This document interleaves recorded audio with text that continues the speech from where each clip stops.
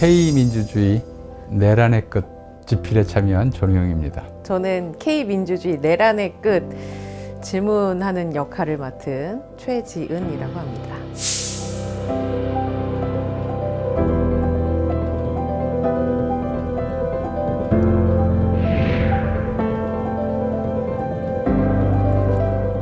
역사에 외상은 없다. 비약도 없다. 거치고 가야 될 것은 반드시 거쳐야 된다. 87년 6월 민주화 운동의 승리 또는 그걸 통해서 한국 민주주의가 이루어졌다 또는 완성됐다 이렇게 착각들을 해왔어요. 근데 87년 민주화 운동은 승리가 아니라 휴전이었어요. 계속 일제강점기부터 이른바 독재 정권 시대까지 계속 우리 사회를 지배해왔던 왕정주의적 사고, 독재 옹호 사고 이런 것들과 이제 독립운동 과정에서 만들어졌던 민주제에 대한 인식, 민주화 운동의 힘, 이들이 충돌해서 타협적 체제를 만들어 왔던 거죠. 근데 이 균형추가 꽤 오래 유지된 셈이죠. 꽤 오래 유지돼서 한 40년간 유지되다가 이번에 다시 계엄령이라는 내란의 형태로 일어났던 것이죠. 이 싸움이 우리가 100년 넘게 계속되어 왔던 왕당파와 공화파 간의 싸움, 친일 민족반역 세력과 독립운동 세력의 싸움, 독재옹호 세력과 민주화운동 세력의 싸움, 이 싸움들의 최종적인 귀결이 내란의 끄트머리에서 나왔으면 좋겠다는 그런 기대감이고요. 그래서 그 과정에서 과거가 현재를 도왔고, 그리고 우리는 미래를 도와야 된다. 이 생각에서 이 기획에 참여했습니다. 제가 모르고 있는 혹은 잘못 알고 있는 여러 가지 역사적 사실을 전우용 선생님의 해석으로 일단 공부를 하고 싶었어요. 우리가 민주주의란 말은 입에 달고 사는데 과연 민주주의라는 게 도대체 무엇인가, 그런 면에 있어서 공부를 하고 싶었고 나누고 싶었어요.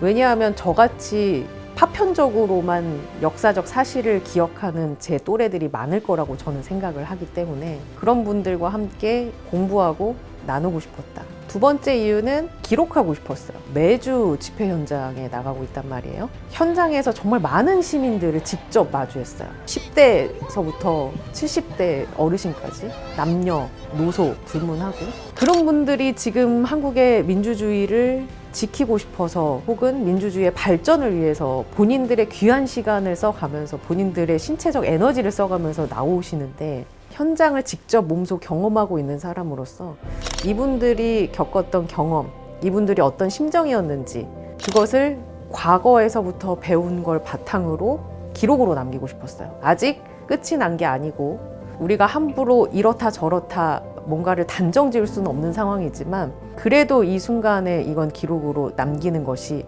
의미가 있겠다 싶어서 이제 크게 두 가지 이유로 이 작업에 참여를 하게 됐습니다.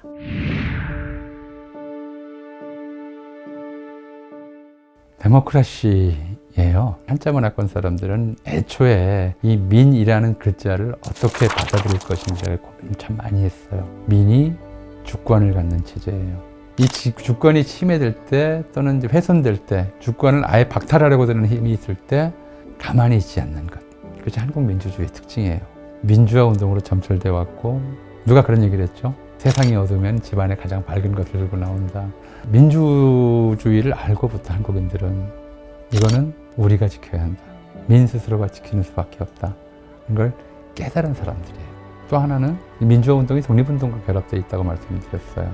독립운동 자체가 전면적인 민족 차별체이기 때문에 사람들을 뭉치게 만들어요. 남녀를 뭉치게 만들고 빈부를 뭉치게 만들고 귀천을 뭉치게 만드는 체제예요. 그것조차 못 견디는 사람들은 반민주로 갔지만 뭉치는 힘이 굉장히 강하다. 그 경험 때문에 이제 한국 민주주의의 특징이다.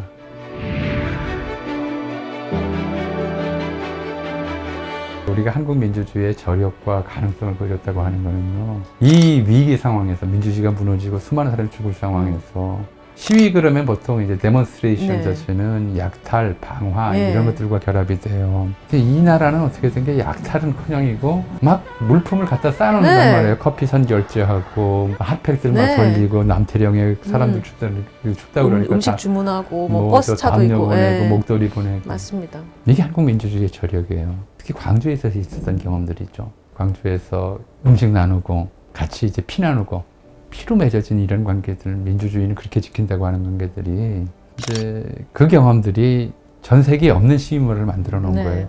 응원봉보다 더 주목해야 될 것이 바로 이런 나누기. K민주주의는 어디에서 보이느냐? 바로 시위 현장에 보입니다. 예.